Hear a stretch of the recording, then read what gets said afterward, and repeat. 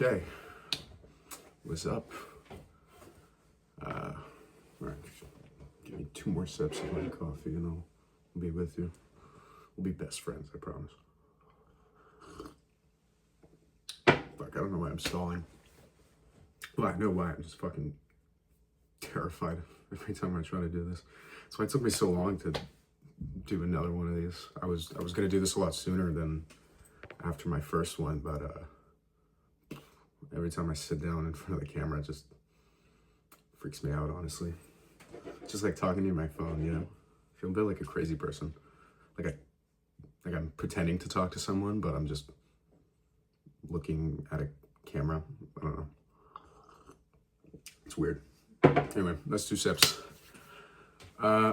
So, today I'm going to be talking about one of my favorite books of all time.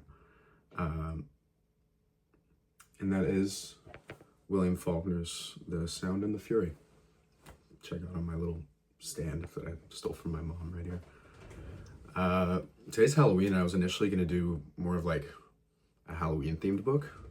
I was thinking, I just did a read of Ray Bradbury, the guy who did Fahrenheit 451. He did a book called Something Wicked This Way Comes, which wanted to read because I saw it in the bookstore and I remembered seeing the movie, the Disney movie, if you guys have seen that from the 70s when I was a kid. I remember it freaking me the fuck out. Mr. Dark scared the shit out of me as a kid. And I didn't know it was a book, especially from Ray Bradbury, so I picked it up and it was pretty good. But I changed my mind this morning when I was on my morning walk. I was walking through the forest across the street from my house, and it's been raining cats and dogs in Montreal these last couple days. So,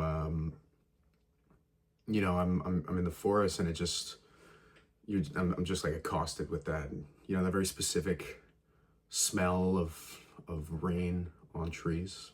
If you know what I mean, kind of like that petrichor that you smell like before it starts raining, mixed with it makes a very specific smell. I don't really know how to explain it, but I'm sure you know what I'm talking about. But it reminded me of Sound of the Fury. It's a very evocative smell, and kind of like Benji in the book, it really transported me back to when I was reading this, or when I was doing a rereading of this right before the summer. Specifically reminding me how Benji would always say, in reference to his sister Caddy, that she smells like trees in the rain. So I don't know, it felt kind of like the thing I should be talking about then. So here we are.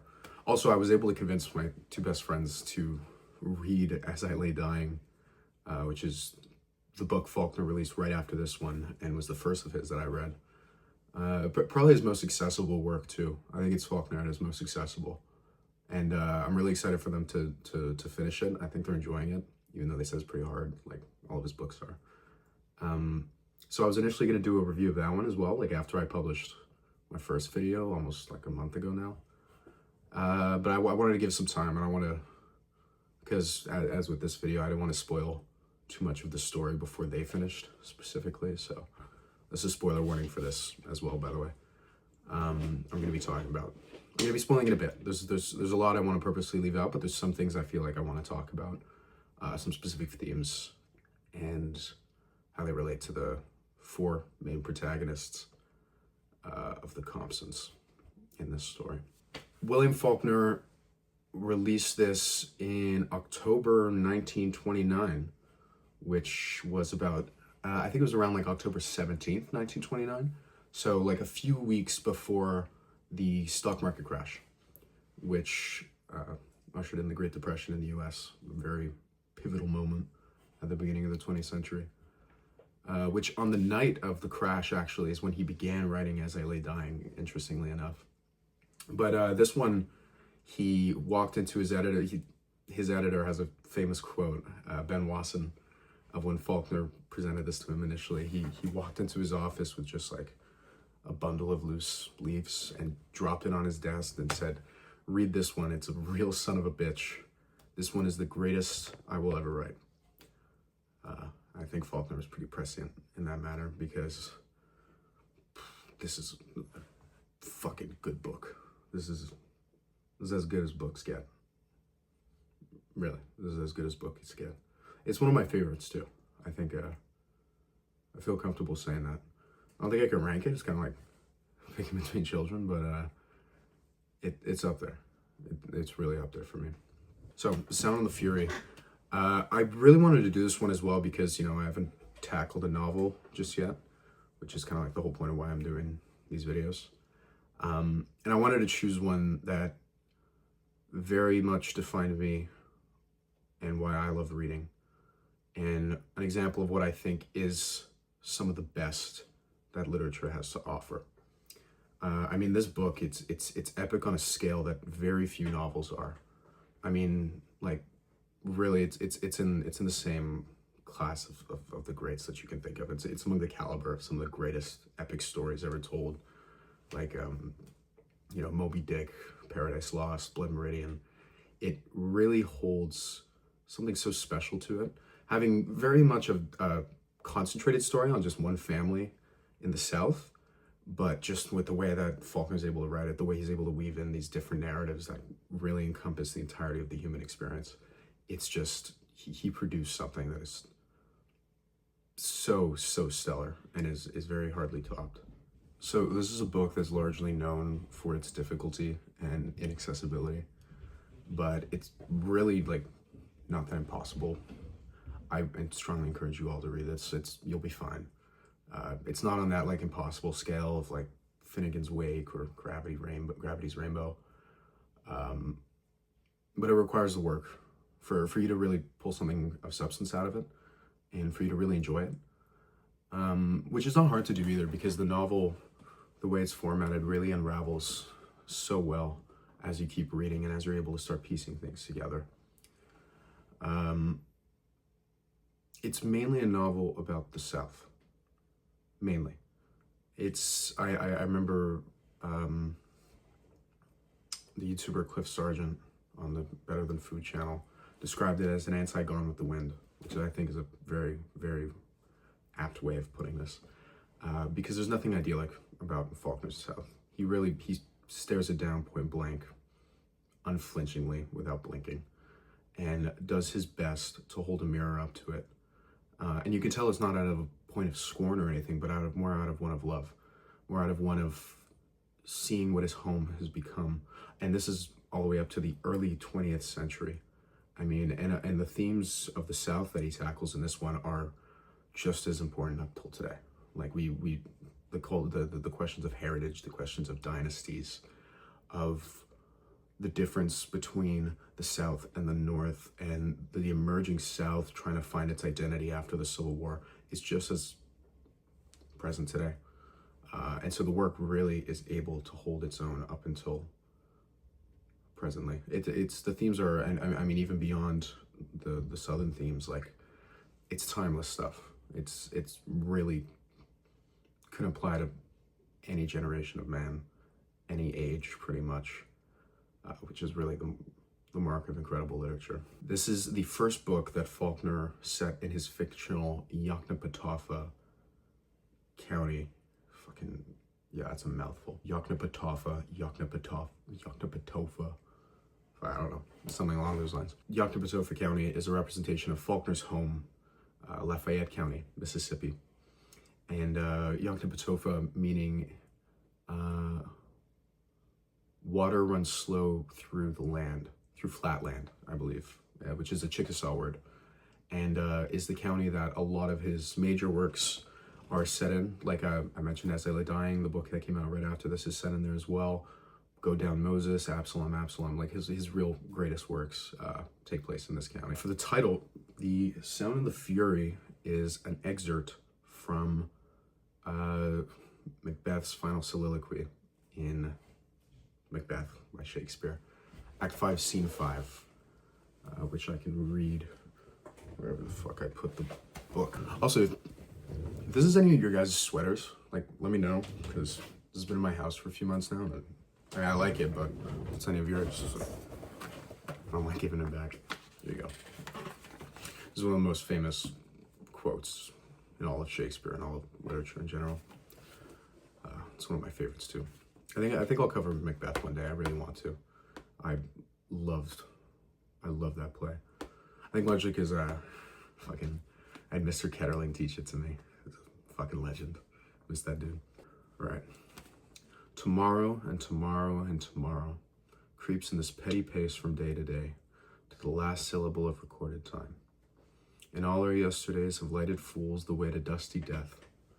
Out, out, brief candle. Life's but a walking shadow, a poor player that struts and frets his hour upon the stage and then is heard no more. It is a tale told by an idiot, full of sound and fury, signifying nothing. Damn. So the book is divided into 4 parts. Each of the chapters is told from the point of view of one of the Compson brothers, Benji, Quentin, Jason. And the last is from like an omniscient narrator, but mainly follows Dilsey, who is the head black servant of the Compson family. It covers a massive arching narrative that explores ideas of the human condition, love, hatred, family dynasty, cultural heritage, ancestral pain, mass generational failure, and most importantly, to me at least, time. The actions of family members and how they affect future generations, but also, and more importantly again to me, how time is perceived.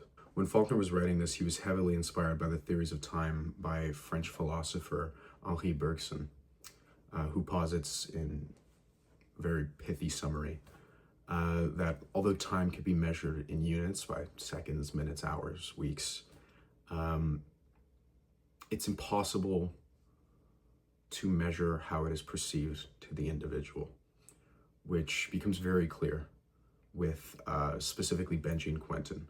A lot of the characters who are very interlinked with the past, with themes of the past in the book. It's the story of Caddy's loss of honor, which results in her brother Quentin's suicide at Harvard, and also the story of Caddy's illegitimate daughter Quentin, named after her dead brother Quentin, staying at the Compson house under the guardianship of her uncle Jason, as her mother Caddy works elsewhere and sends her money. At this point, like, Caddy's elsewhere because she's pretty much banished. Like, if I remember, they can't even say her name in the house.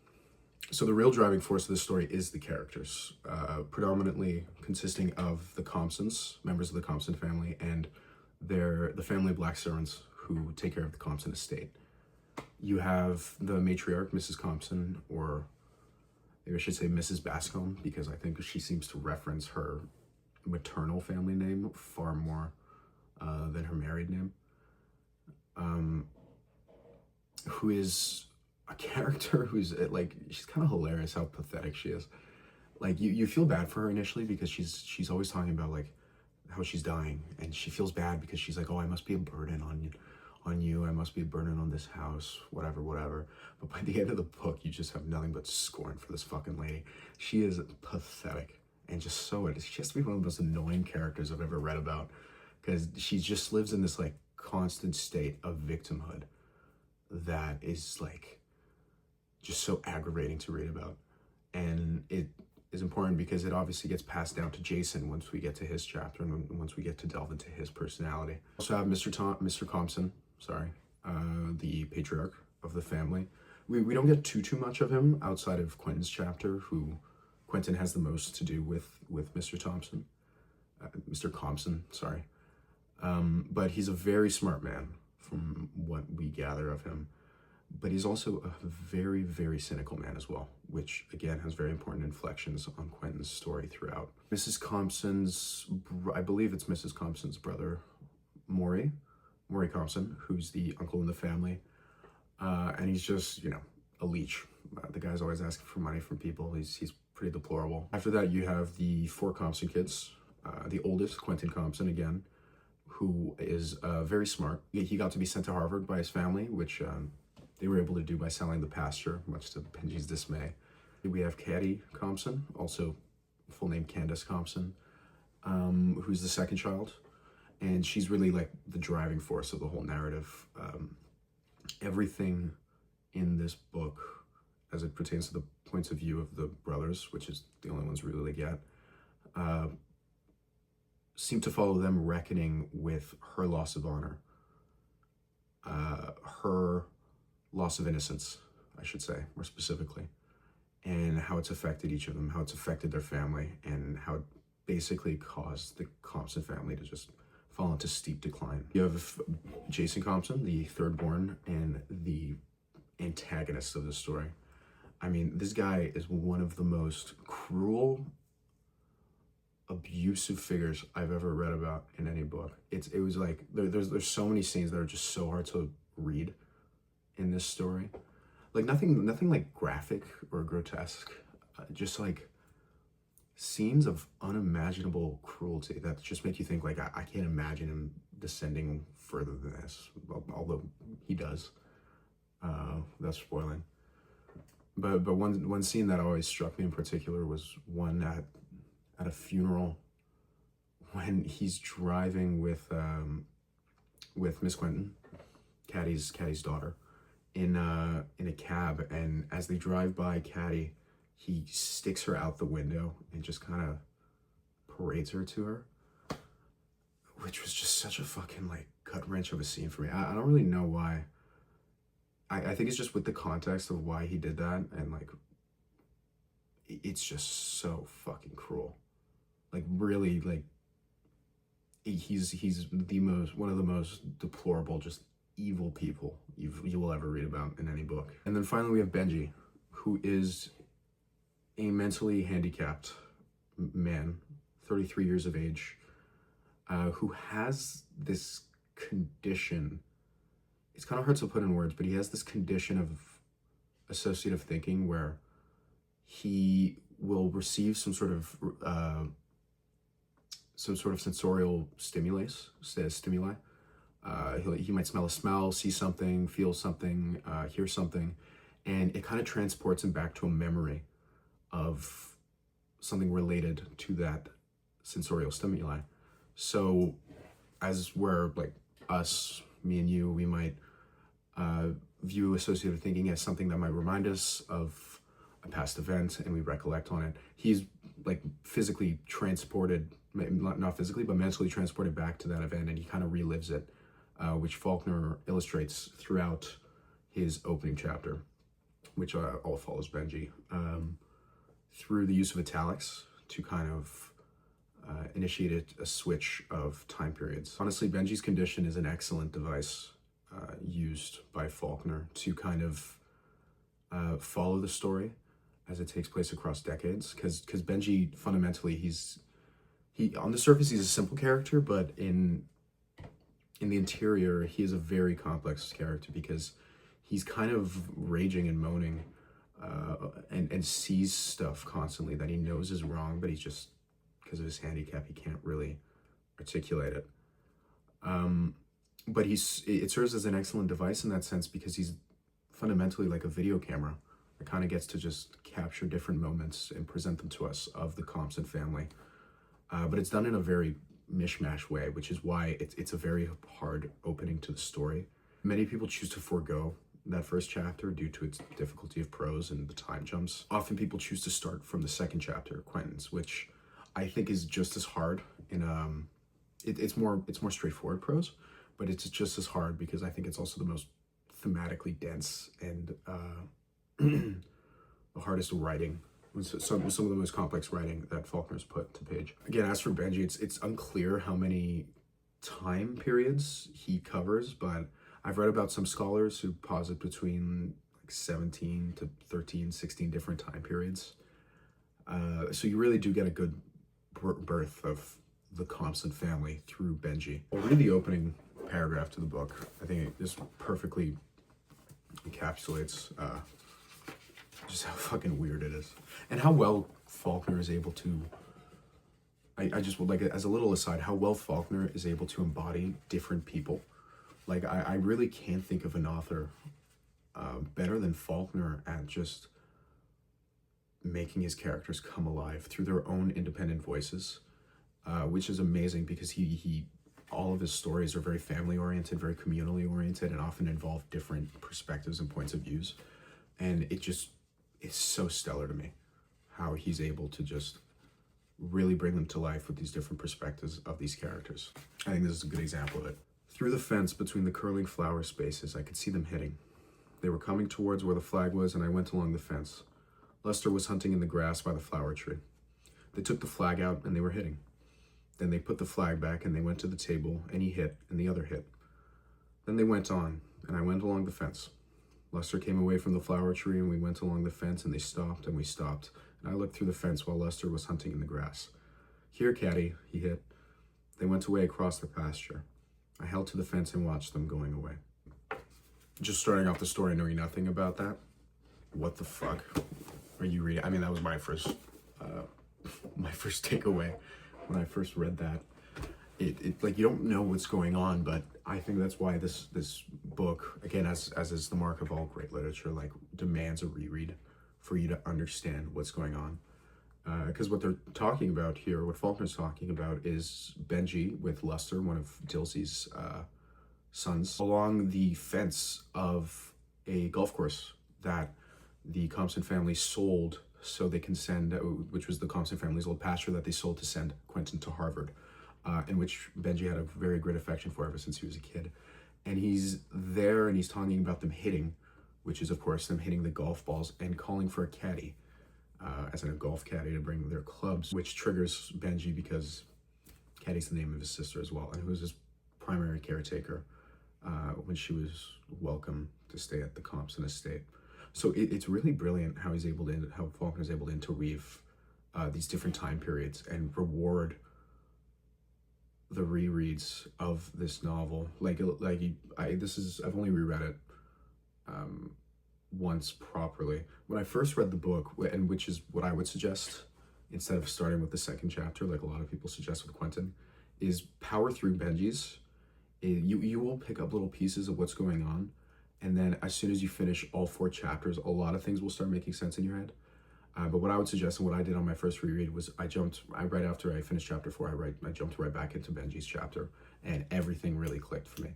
And then when I did a reread of this a few months ago as well, I even more clicked, and I imagine when I keep reading this in the future, this is really one of those books I think I'm going to be reading for the rest of my life. Like, it's such a never-ending source of rewarding satisfaction and just fun. Really, it's just so fun. His world is all sensory. It offers excellent impartial glimpses into the time periods he counts, but also doesn't inject them with the emotion or bias as Quentin or Jason's chapters will. This character of Benji was initially the one that inspired Faulkner to write this story. He said something along the lines of, like, I knew I had to tell this story, and I knew I had to tell it from the point of view of the idiot, which is how he referred him to, I suppose, in early 20th century Southern colloquialism. And of course, there's also another reference to this title of the book, A Tale Told by an Idiot, Full of Sound and Fury. You know, Benji, who's constantly moaning and who's always unable to articulate stuff, but is just so upset by the things he sees. Benji, ultimately, he's ashamed to the family heritage, and that's where we start getting different clues of this theme of dynasty in the book, and how important that is really to the South and to these once prominent slave-owning plantation families like the Compsons were. His birth name was initially Maury Compson, and named after his uncle, and I can't recall if they ended up changing they changed his name when he was 5 to Benjamin Compson, but I couldn't really figure out if it was because of his uncle and his, leechy personality, or if it was because of Benji's condition and kind of how that might reflect on his uncle. But evidently it was as he aged and his cognitive disabilities became more evident, his mother started telling everyone that his name was Benjamin. So a clear distinction was made, almost in a sense of not to taint the family heritage, the family legacy. It's commonplace across older Southern families to name their children after other family members as a reflection of the past and to honor their heritage and lineage. Like, as I said, there's 2 Quentins in the novel and 2 Maurys and 2 Jasons to reflect that idea. It was quite confusing for me when I first read this book to start seeing Quentin referred to as a she at some point. I was just like, okay, this is going in a direction I wasn't expecting Faulkner to go. But I just didn't know that it was a different character entirely. Advice I'd give, there's a digital Yoknapatawpha County database that provides commentary, maps, genealogies, and more to help with Faulkner's works. I'll link it in the description. And it's a great source of secondary literature to help with reading Faulkner. It informed a lot of what this review is for me. But I gotta say, be careful, because it also offers a lot of spoilers if you're not careful. So another thing is Benji's perspective is notably less racist than Quentin's or Jason's that follow. Which I think is Faulkner's attempt to show how racism is more of like a learned behavior that Benji does not exhibit since he's mentally debilitated, and most of his recollections come from his childhood. So again, it's just furthering that relationship between what the dynasty of the Compson's family reflects on the history of the South. The second chapter in the book is dedicated to Quentin and is set some years in the past, in June 1910. Quentin is the most interesting character in the book, for me at least. He loves his sister, Caddy, kind of like in a way Narcissus loves his twin sister, and he's very possessive and controlling of her. It's a little weird, but Faulkner is able to really communicate that love, that almost innocent love that he has for his sister, and how he just can't reconcile her loss of honor is consistently something that haunts him throughout his chapter. You know, I think that's the best way to describe Quentin. He's just haunted by the past, haunted by the way it constantly hijacks his mind and doesn't really allow him to live in the present. He's obsessed with death and all things alike.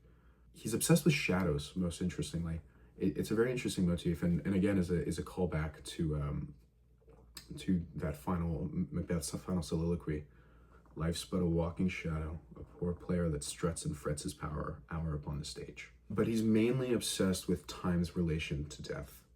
He fears it most of all, and it's an anxiety that drives him throughout the whole story. From his opening paragraph, it's evident. There's even a scene that was very moving for me, where he removes the hands of his pocket watch. It's like in this desperate attempt, as if that'll stop time, you know, which obviously it doesn't, but just the act of it and the way that Faulkner describes it was so tragic to me for some reason. Anyway, I'll read the opening of his chapter as well, because this is one of my favorite excerpts in any book that I've ever read, and one of the most beautiful as well in all of literature. When the shadow of the sash appeared on the curtains, it was between 7 and 8 o'clock, and then I was in time again, hearing the watch. It was grandfather's, and when father gave it to me, he said, "I give you the mausoleum of all hope and desire. It's rather excruciatingly apt that you will use it to gain the reductio absurdum of all human experience, which can fit your individual needs no better than it fitted his or his father's. I give it to you not that you may remember time, but that you might forget it now, and then for a moment, and not spend all your breath trying to conquer it. Because no battle is ever won," he said. "They are not even fought. The field only reveals to man his own folly and despair, and victory is an illusion of philosophers and fools." Fuck me. I'll write something someday, fuck. That paragraph just perfectly encapsulates the tragedy of Quentin. You know, it starts in saying he's in time again, which is a reference to just how he is constantly lost in the past. Like right before it starts, he's clearly just in a daydream, in a nostalgia dream, I suppose, just caught up in the recollections of stuff that have happened in the past, most likely pertaining to Caddy. But yeah, he's haunted, man. He's haunted, and it's honestly kind of scary to read in some of those parts. It really is. Again, ultimately, his thoughts and overthinking become his downfall. His passages often neglect punctuation by Faulkner's part to represent how much his mind is hijacked by these thoughts. You know, he really can't find an end point.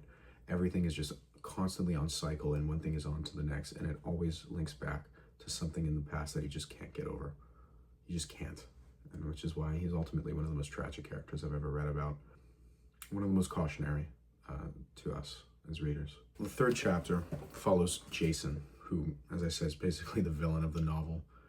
Like his cruelty just knows no end. It's horrible to read. Like, it's honestly horrible. I had to put the book down at a few points. Like, which doesn't happen to me often. Like, last time that happened to me was like a few years ago when I first read Blood Meridian. But like, you know, but that one was because of just the carnage and the gore that was being described. This is just like from the unadulterated cruelty that comes out of this man.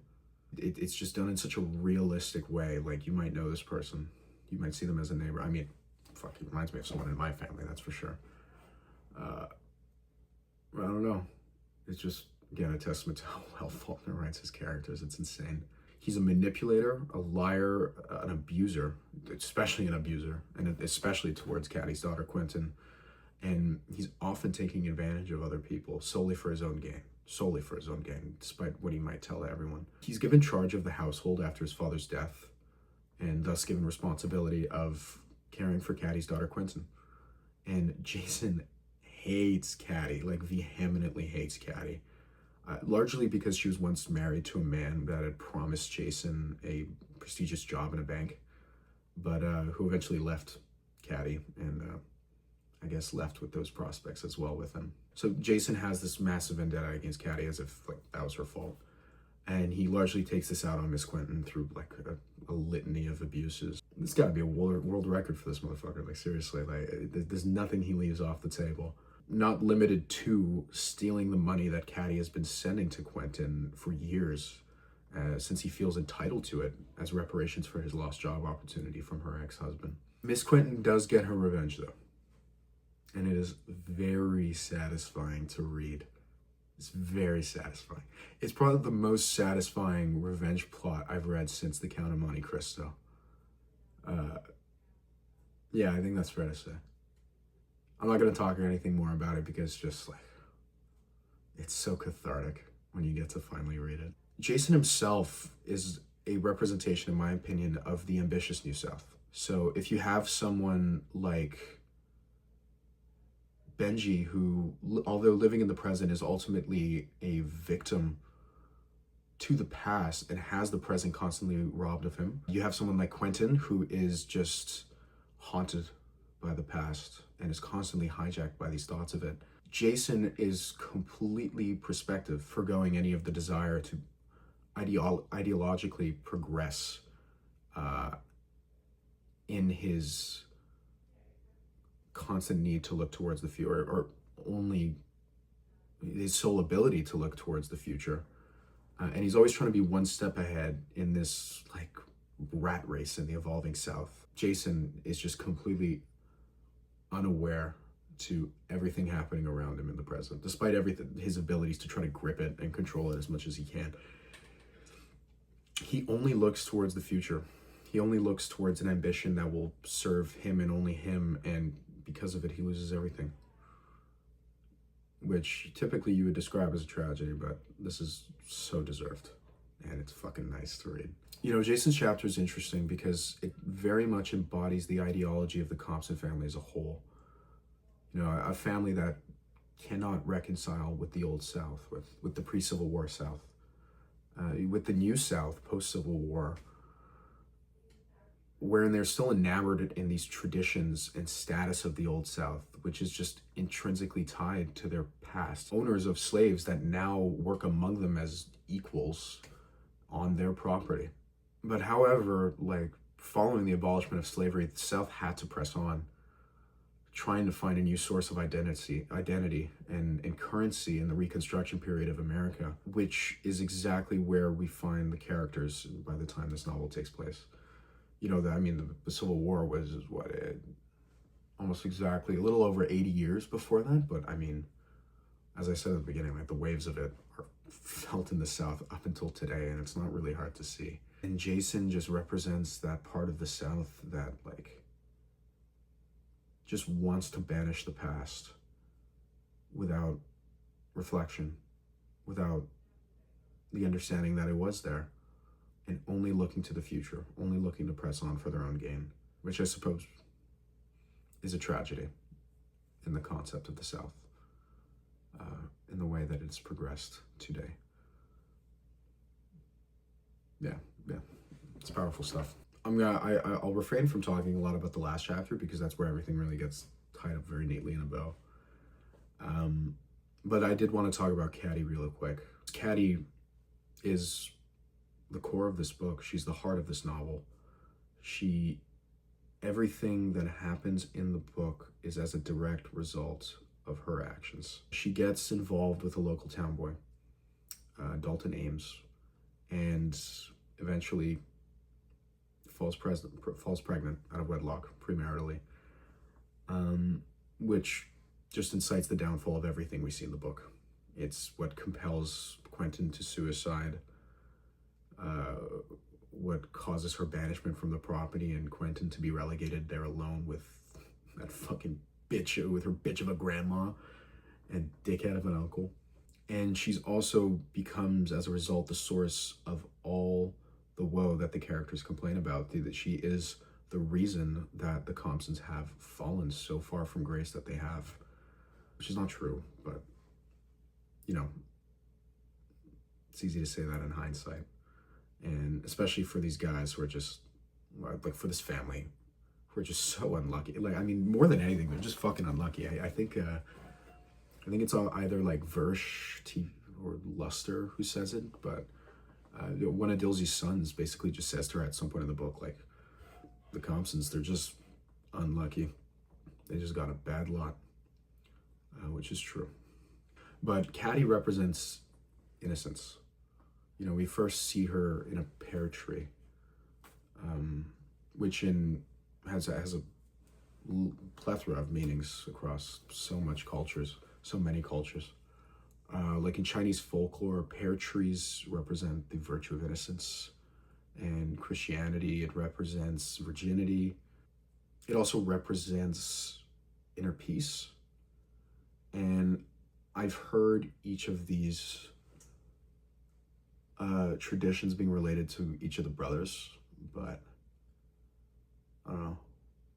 I'm not smart enough really to put it all together. Especially, I mean, I obviously I understand the innocence and the virginity one, but the inner peace doesn't really make sense to me. The innocence, I think, would be related to Benji, who's just, you know, doesn't have a bad bone in his body and doesn't really have the ability to have a bad bone in his body. The virginity with Quentin, because it's her loss of her virginity out of wedlock at such a young age, which is what prompts him to just fall into this torment that follows him for the rest of his life. And I suppose the inner peace being related with Jason is meant to be more of an irony, or maybe it's meant to represent his seeking of it, his quest for it, despite how fucking bad he is at it. She really is the embodiment of the dichotomy of innocence and tainted innocence, which is most evocative in the scene where she is first splashing and playing in the water with her brothers, followed by a scene where she climbs a tree in these muddy drawers, like the seat of her pants are muddied, as her three brothers are at the base of the tree looking up at her as she describes to them the funeral of their grandmother, the Muddy, which is the initial scene that inspired Faulkner to write this book. He had initially intended it as a short story, but as he said, like, he just couldn't get it right, so he started writing it from the perspective of each of the characters, which eventually evolved into the different perspectives that we get in the chapters. But he just couldn't get across what he wanted to get across with just a short story, so he ended up making it a full novel, and I'm glad he did, because it's really fucking good. But you know, that scene is just, in my opinion, it is the heart of the novel as well, because following that question of innocence, it is really, it is the point where it is lost, where it is tainted, where their clothes are muddied, just like Caddy, where she witnesses death for the first time, and as a result recounts it to her brothers, and they're all exposed to the penultimate conclusion of time, death. You know, in that scene, the three boys are subjected to surrender their world to Caddy, who's seeing all this and reporting it to them, and who's now a lens to the loss of all their innocence, witnessing death for the first time. It's interesting because you'll never actually see the story from Caddy's eyes, despite how important she is to it, only through this perspective of her three brothers and the omniscient narrator at the end, which I really think is just a beckoning for the reader to ask if they can trust the brothers on who Caddy actually was, or if they're inherent, and I think they are, inherently biased in their own ways. It's an interesting choice by Faulkner, which embodies the objective truth in the novel, that the tale told is subjective. It is of subjective truths of each other. And she's never present in the narrations, and they all have different ideas of who she is. You know, just like, you know, whoever you are watching this right now, I probably know you personally. And my idea of you is completely different in my head than your idea of you is in your head, or your mother's idea of you in your head. And vice versa. Your idea of me is not the same that I might hold of me, and not the same that my best friends or my brothers or my brother might hold of me. But, yeah, I guess some final thoughts. You know, we tend to think of time as kind of like a Dickensian way, kind of like how you'd see it in A Christmas Carol, you know, Ghosts of Christmas Past, all that shit. What's past is past, what's present is happening, and the future is still unfolding before us, you know. But this is what Faulkner challenges. He says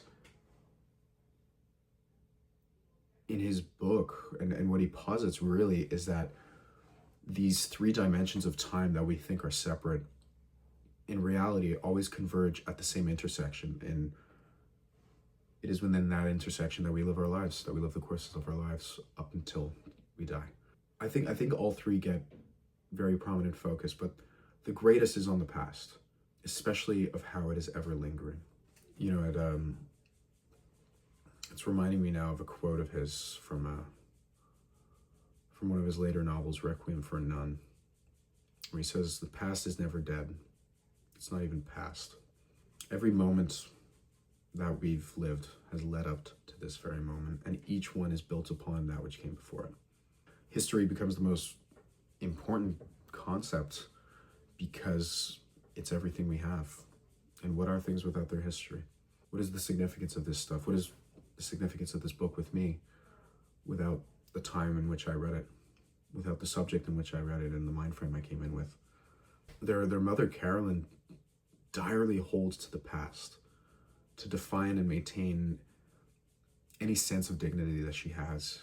You know, Quentin chooses to linger on the past and refuse the reality that his sister is growing up, that she can and will change in time. The present is the only thing we have any slinking resemblance of power over.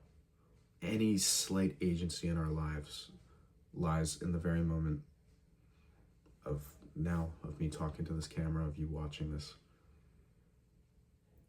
And the way Quentin chooses to grasp it is ultimately what makes his life such a tragedy to me. He really is one of the most tragic characters I can think about, and it's such a stark reminder for me of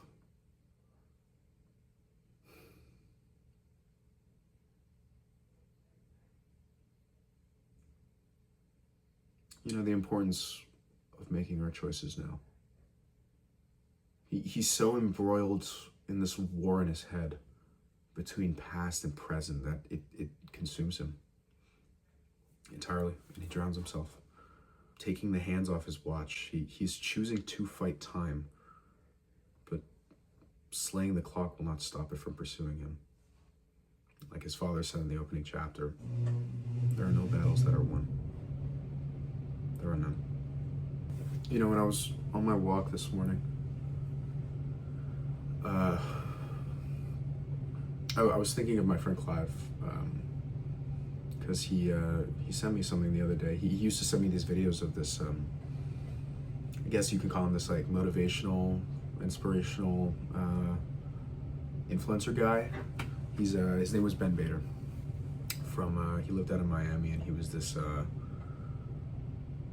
it's like self-made millionaire. It really is an inspiring story, and you know, I didn't really agree with a lot of what he said, but he was pretty special from what I was able to gather. He had this like a weekly mailing posting through email that me and Clive followed, and it's some pretty powerful stuff. But I say was because last week he died tragically. He got locked in his sauna or something and suffocated, dehydrated to death, whatever. You know, as I was walking as well, I've next to the forest on the steps that lead out of it, there's a little memorial for this lady who passed away in my neighborhood a few months ago. We still don't know why she died, how she died. Some people think it was a brain aneurysm. She was hit by a car at some point, but it's not clear if the car hit her or if she had already collapsed on the street and got hit by the car. You know, it's still a mystery how she passed. She was not old either. I think she was about my mom's age, mid-50s. Owned a pretty good cafe a few streets away from here. I'm telling you this because you have no time. You don't. We're given, if we're lucky, maybe 60 to 80 good years in our life. And it really is so much less time than you think. You don't have time. You don't.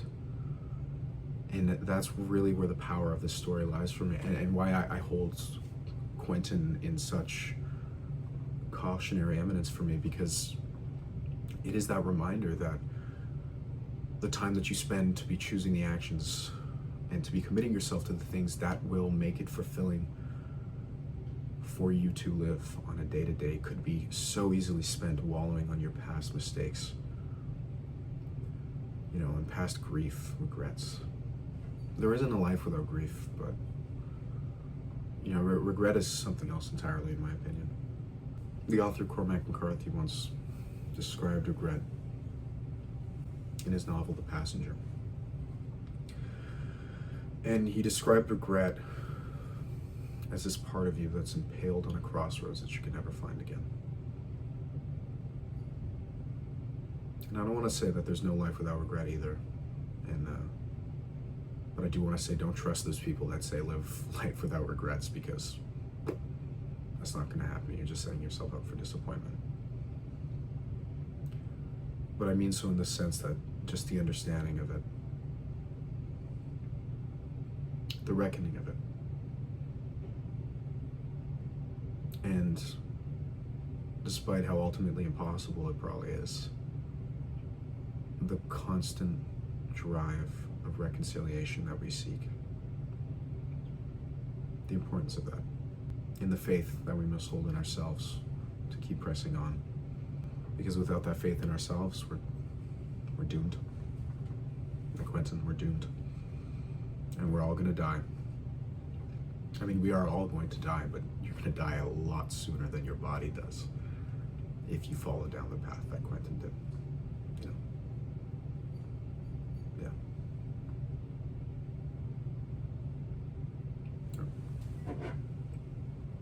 You know, the past is an accumulation of people's lives. It cannot be changed, however some are forced to live in it, like Benji, by choice or not. Quentin has the choice to live in the past or not to relish in it, but Benji doesn't. He's by all accounts robbed of the present because of this sensorial associative thinking that he's a victim of. Not to mention, he doesn't have a future either. But there's a moment in the book where they leave the gate open on the property, and Benji assaults this little girl after he gets out. I think he was trying to rape her. The Burgess girl, I remember her name is. And Jason takes this as an opportunity to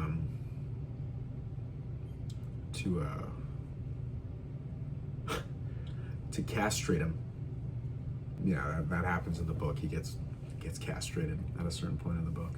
But it more importantly is symbolically cutting him from any future he can bear. You know, he can't have children, and he can't continue the lineage that is so important to this family, that is so important to the South, and that is so important to many of us as people. Benji ultimately is a mirror of Southern decay. You know, as he watches the fall of his family over 3 generations, he ends up as a 33-year-old man who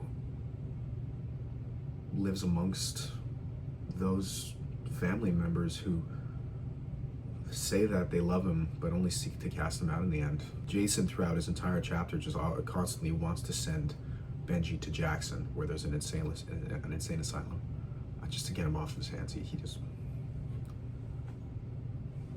obviously doesn't care about him. I think his place as the idiot in that story is to hold up to hold up a mirror to the South, really, to show that in all its confusion in trying to press on into this new America, its causes and answers are defined within its past. And the further dimension of that, I think, is with Quentin, and Jason, who refuse, one constantly reflecting on the past but refusing to take out anything constructive from it, and the other just completely refusing to reflect on the past, which leads them down each into their individual roads of ruin. Yeah, the past. The past it's a gallery of a life. It's a mausoleum of a life. It's not what you used to be, but what you are. And that's what each and every one of these characters cannot come to grips with. It's what the South can't come to grips with, what it couldn't come to grips with at that time, and from what I've seen today, I still can't. You know, that's why I say these themes of time are so important to me. It speaks to the ultimate robber of every single one of our lives, of every single joy in our life, of every single little emotion, and of every single thing. You know, all that life is a memory. And then it's nothing. You are what everything that is led up to you right now to be. You know, as you read these books, you're collecting things as you go on with your life. You know, you collect you collect themes, and you collect friends within these characters. You're collecting words and ideas and mantras by which you live by. And that's why, like I said, rereading is so important for this, because you're bringing the changes you've experienced in your time away from the work back into it, allowing yourself to understand a different light with different eyes to behold it. If anything, I hope this video just shows how much I want each and every one of you to read this book. But if I can give you a further challenge beyond that, to give it a reread as soon as you can, to revisit it in the future if it speaks to you. I'm not gonna, you know, I think I'm not gonna pretend like you have to like it. But I suppose just in the power that lies within reading, and especially rereading, like, because you want that initial reading to mark the changes you experience down the line when you eventually come to revisit it. There are these beautiful lodestones for how much you've changed as a person, which again is why I found rereading this so powerful, and why, as I was walking around and I smelled the trees in the rain, I felt like, you know, I think this was the right time to do this. Yeah. Well, if you watched all of this, from the bottom of my heart, thank you. It really means a lot. Despite how terrified I am of making these. Hopefully I'll get some more done soon. I think I definitely will. You know, it's just gotta push myself through the initial discomfort of doing this. But there's a lot more stuff I want to talk about in the future, books-wise. And you know, if you have any recommendations for me, I would absolutely love that. Like, you can just send me a text, call me, write in the comments, and I promise I'll try to get to it as soon as I can. But yeah, for now, thank you for watching this, for listening to me out for so long about this. Hopefully I didn't put you to sleep, or hopefully I did if that was your plan. You know, turn this on before you go to bed, and then fast asleep. Okay, I'm just rambling now, but thank you.